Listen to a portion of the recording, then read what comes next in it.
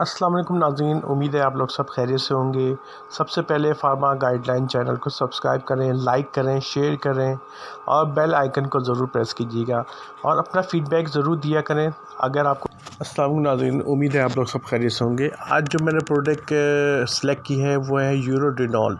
यूरोडिनॉल जो है यूज़ की जाती है नॉर्मली किडनी से रिलेटेड प्रॉब्लम में, कि अगर किसी के स्टोन है, पत्थर है, किडनी में पत्थर है और वो निकल नहीं पा रहा या बहुत बड़े साइज़ का है, तो उसमें यूरोडिनॉल जो है आप ले लें। 2-2 चमचे, 1 गिलास पानी में 2 चमचे मिला के सुबह, दोपहर, शाम 3 टाइम पिएंगी तो उससे ये कि आपकी जो किडनी में स्टोन है, पत्थर है, वो आहिस्ता आहिस्ता ब्रेक करके निकल जाएगा। जब भी कोई पेशेंट को किडनी का पेन होता है या उसके स्टोन होता है तो उसमें डॉक्टर नॉर्मली यूरोडिनॉल दी जाती है। और ये जो पेशाब रुक रुक के आ रहा होता है, पेशाब पे जलन होती है, तो उसमें भी इसके बहुत अच्छे रिज़ल्ट हैं।